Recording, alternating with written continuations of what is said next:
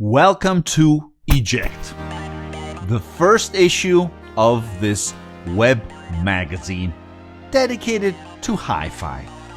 Analog, digital, it's going to be organized as a magazine with different columns, different sections dedicated to different topics as we are going to explore in the following minutes. Are you ready? Let's start now.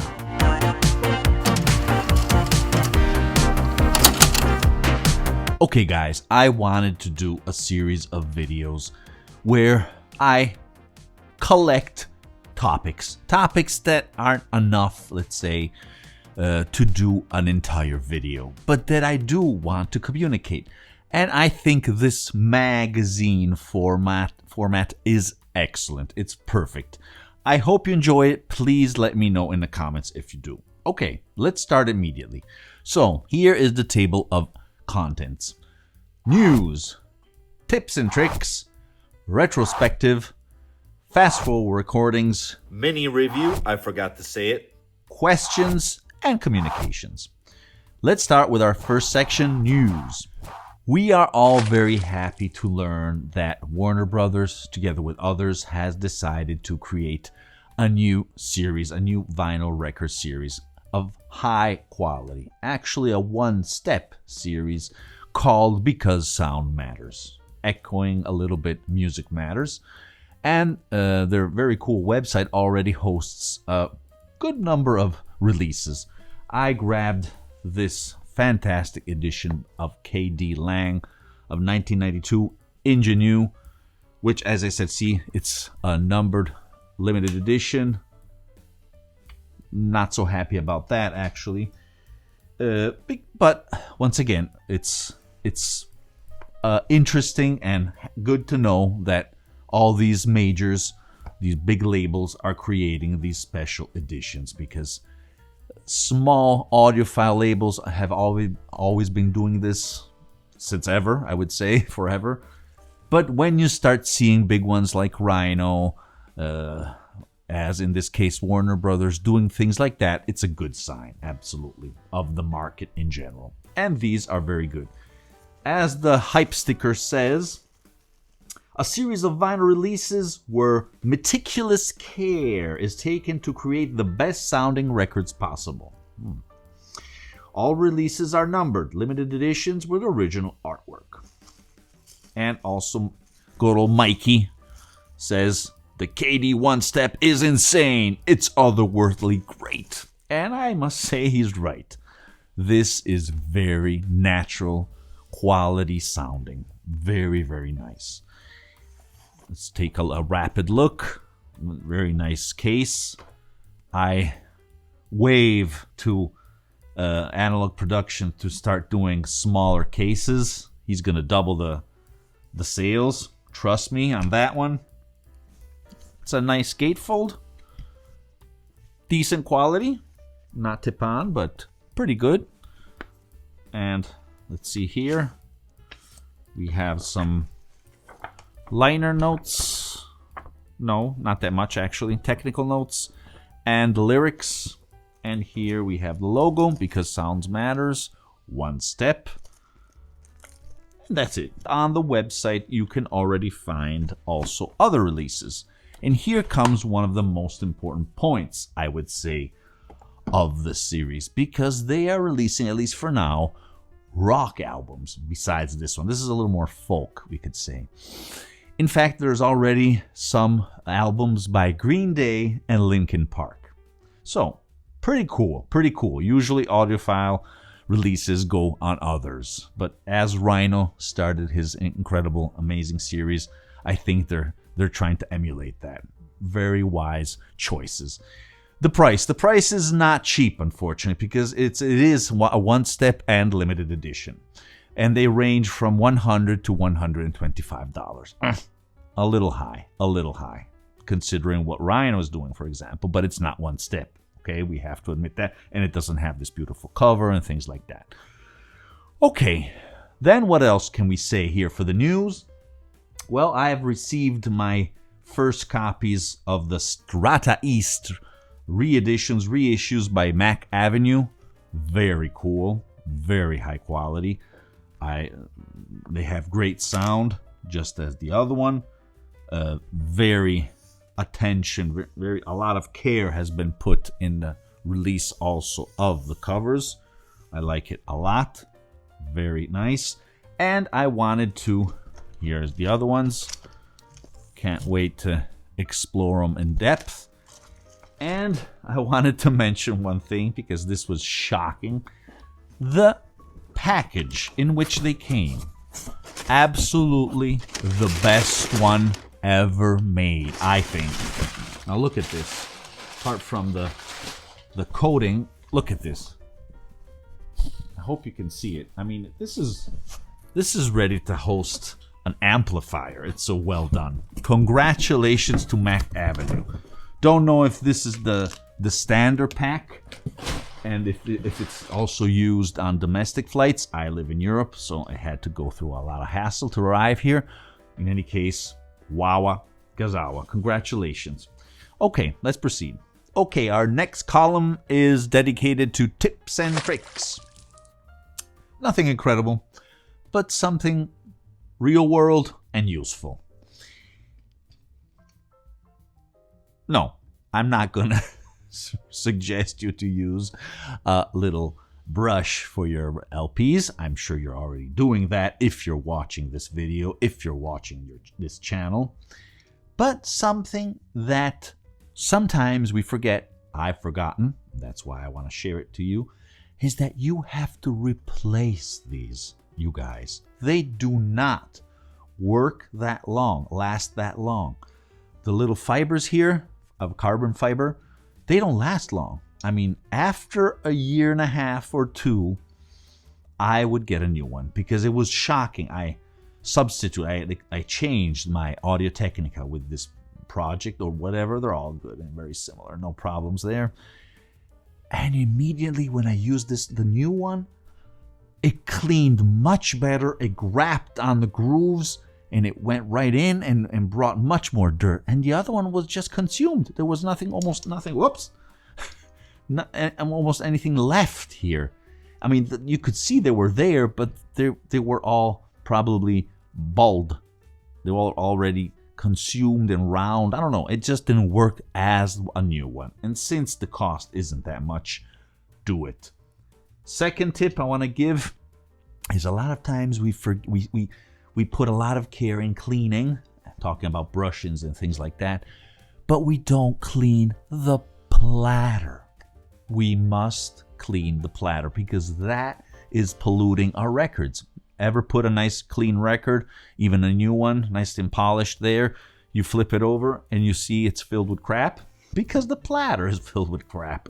So we have to clean them. And a good solution, I think, that can be used also for records, actually is born to clean records, is the rolling solution. Here you can see an image. I forgot to grab mine. And you just pass them on the platter, regardless if it already has a matte or a metal or glass or acrylic or anything. It'll work and it will clean it. Clearly remember to clean it off if you want to use it then on records, or use two separate ones. They go for just a few dollars. Like this one goes for $7. I mean, so it's very easy and very helpful. Okay, let's proceed. Our next section, our next column is upcoming, where I want to discuss briefly just a few hints, almost a sneak peek on upcoming videos that I'm going to do, because I think it's nice to give you a little bit of information, not always completely out of the dark. So something that has been asked a lot of times, and just by coincidence I'm also testing by my own, is trying speaker cables made by Duelund and Belden. I mean, they're raving all over the place for many years actually, but now there's almost like a resurgence. And in fact, I wanted to try and experiment what the fuss is all about. So soon you will see a video dedicated to this. Moreover, I have been using another video upcoming dedicated to a phono preamp, a special phono preamp, because I have been using this for more than a year, and I don't know, I just didn't felt to be ready somehow or urged to present it on the channel. Those of you who pay more attention to everything that is going on this channel knows, or at least thinks, that I am using my audiophile FL phono, which is a solid state, fantastic Italian phono preamp. But I must say that has been sold. It's not here anymore. It was a great preamp, absolutely. But I fell in love with another one. And hopefully, finally, soon, I will present it. And apart from that, also another video actually is about to come out. And this is probably the most important of all, because it's going to be quite big. It's going to be another video on OCC copper, where I have done research on 3 important companies in the market, okay? For those of you who don't know what I'm talking about, I did an in-depth review and actually analysis together with the University of Waterloo, Canada. Here is a link to the video. You're going to find all the links in the video description, where we did an analysis and we found out that it was not made of OCC copper. So we decided to point the light towards the big dogs and see if they are faithful to what they claim, if they are truly using OCC copper. Soon the results. Let's proceed. Okay, our next column is called Retrospective, simply dedicated to my past videos, because I did so many videos, and a lot of times even newbies, new viewers, new subscribers don't look or overlook some topics, some videos. They ask for them. So I think it's interesting, it's fun, curious also to take a look at those, because I mean, they're going to stay there, and I wouldn't say all of them, but most of them do have some good content. I want to underline this. Taking responsibility for this. For example, even though it's quite old and connected to this format, is my video. Actually, there are 2, but I'm going to indicate the first one, dedicated to hi-fi music on VHS. Oh yes, it's an incredible medium which can offer amazing results. If you are curious, here is a link. Once again, here below, you're going to find both links for both videos, 1 and 2. Okay? If you're interested a little bit in this, you can really find incredible sonics with a format that is much cheaper than other types, and easy to find in the end, after all. Okay, let's proceed. Okay, our next column is Fast Forward Recordings. And once again, who knows a little bit the channel has already heard this. Here's the logo.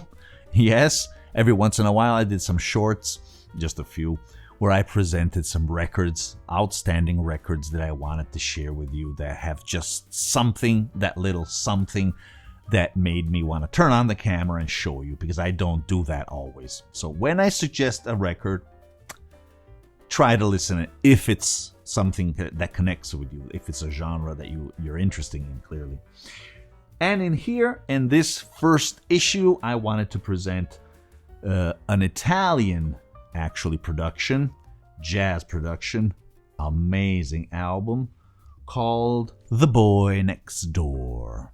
Here it is.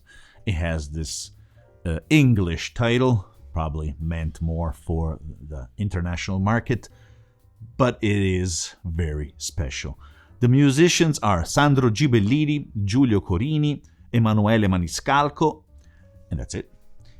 So, let's see. Sandro Gibellini, guitar, Giulio Corini, bass, and Emanuele Maniscalco, drums and piano.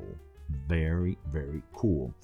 Recorded live, directly an analog tape at Ritmo and Blue Recording, because this, in fact, the label is Ritmo and Blue Records Recordings, in Pozzolengo, Italy, on October 20th, 2020, so under pandemic, by Stefano Castagna.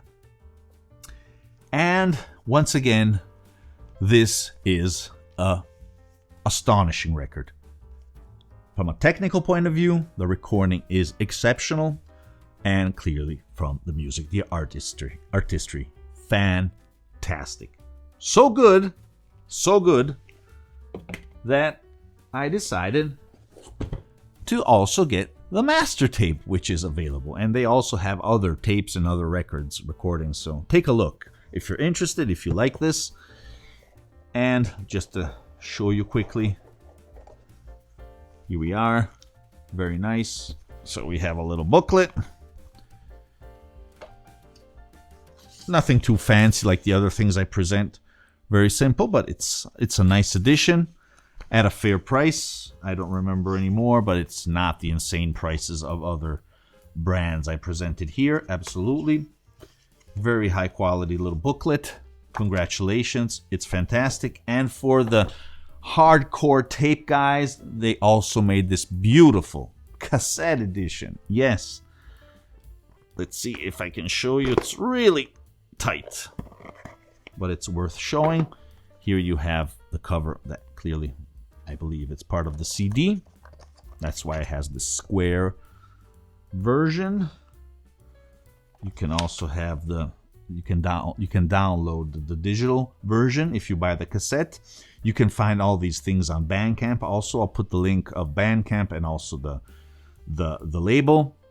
I think you guys know me. There is no affiliation. I'm not earning anything. They don't even know I'm doing this. It's just to share with you something that it's worth mentioning because this is an excellent job.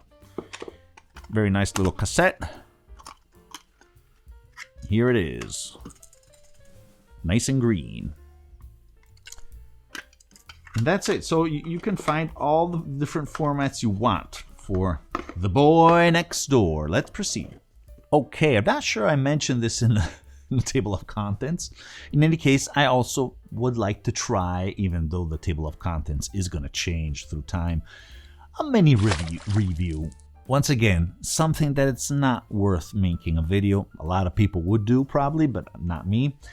But I do want to mention, and for example, this thing I'm about to show you, it's something that so many times I said, I would like to share this on the channel. See, this is the perfect format to do that. That's why I'm doing this. It's not just because I don't know what to do or I want to do something different at all costs. No, it's something useful that can bring more content also in a different way to you guys. So, what is the little gizmo I want to review today with you? It's this very interesting scale by Neotech. It's a digital scale. Don't know if you need one. I'm sure most of you guys already have one. But remember, there are a lot of people that are starting the hobby and they don't know that if you want to precisely calibrate the tracking force of your phono cartridge, you need something like this. Don't rely only on the weight behind the tone arm, okay? No, because this is key not only to get the maximum performance from the phono cartridge, but clearly also to keep the wear of the records and the wear of the stylus at its optimal point. So this is Paramount. This is the Neotech. I saw that the cover changed. I have this for already. I bought this like 3 years ago or something like that. The battery is going strong. Very cool. Very nice. I mean, there's so many out there. But this is precisely designed for vinyl, as you can see from the cover. I'm sure it ain't nothing special. In any case, they had that in mind, and I appreciate that. Here it is. I'll put an image of the new one now here, which I saw it goes on Amazon for $15. I mean, so, and I think it's nice. It's very useful, cool, and it works very well. I'll put the link below if you're interested. And that's the little review for today. Let's go ahead. Okay, questions. Now, I recently did a video on Q&A where I gather some questions from the audience and I answered them in a dedicated video, and I'm going to do a new one further ahead. It was fun. It's interesting because other things come out. That is cool. After some time, a few days after, came out another question, which clearly I didn't manage to reply, but I want to do it here because I think it's interesting, and I'll try to do this also in the future episodes, so send your comments, send your questions. The question is interesting because it offers us an opportunity to see things from a different perspective. So not the question itself, but what it offers, what it touches. Okay, so Titus4929 asks, got a question here. What's the best option when one has a streamer and CD transport, both were I2S, and you want to connect them, I believe both or at the same time, to the DAC, to a DAC that has a I2S? Is a bridge worth it? A switch? Cheers. Okay, now, coming to your direct question, yes, a switch. I'm sure you can find the switch that can pass from one input, one signal to the other, but that's not the important part. I decided to put this here because a lot of times we focus and remain focused on something that is not important. Now, why in the world would you want to keep two connections with I2S? Because everyone is talking about I2S. All the CD transports, I2S, I2S. Well, I2S makes a lot of sense, first of all, when it's really short. I know there are versions that are designed to be a little bit longer, but they're not a very good optimal connections. As we all know, they were designed in the beginning to connect parts inside a component, okay? So it's something very, very strange that happened. In fact, we don't have a precise protocol for I2S. So it's not the optimal solution. I2S makes a lot of sense when you want to try to send your DSD signal coming from, for example, a Blu-ray player or other types that have that capability, but for copyright restrictions do not send that sampling rate, that type of signal out. The only way is through an HDMI cable. Hence, that is why we have so many I2S. Some manufacturers like it, like a lot that maybe for the freeness, the capability of modifying it, since we don't have a protocol. So it depends. I think, for example, you, the person who wrote this question, should use your I2S where you're going to send also DSD, if you have some restrictions there. Because as we all know, DSD can't travel on SPDIF. That is the main problem. Only PCM. So no problem in using one signal PCM and one I2S. Absolutely. I would go that way. No need. Absolutely no need. Okay, I hope this was clear. Let's proceed. Last little part of this magazine, communications. You never know. Sometimes I want to say something to you guys. For example, I want to signal the very cool interview I had made to me by the Jazz Bums, because I just did a post and maybe a lot of you guys didn't even know about it. It happened a few months ago. Nevertheless, I'll put a link here below. I don't think I can put it here if it's not one of my videos. In any case, I'll put the link here below. And also I want to communicate that we have just a few episodes remaining for the Hi-Fi show. Enough for 2 episodes, we could say. So if you want to send your tour of your system, please do. It's the right moment. Absolutely. Just pick one of the old episodes and you'll see all the rules in there in the video description of that video. Okay, guys. I hope you enjoyed this format, this new type of video. Please leave your comments if you did not like it, if you don't care, if you don't want to see it anymore, whatever. It's all good, all appreciated feedback. Thank you again for watching, and remember that music is born analog. Bye! Hey there, if you are enjoying my content, please consider to subscribe. It's free, and it will help the channel tremendously. Also, don't forget to explore my prior videos. There's something for everyone. Welcome to the audiophile community.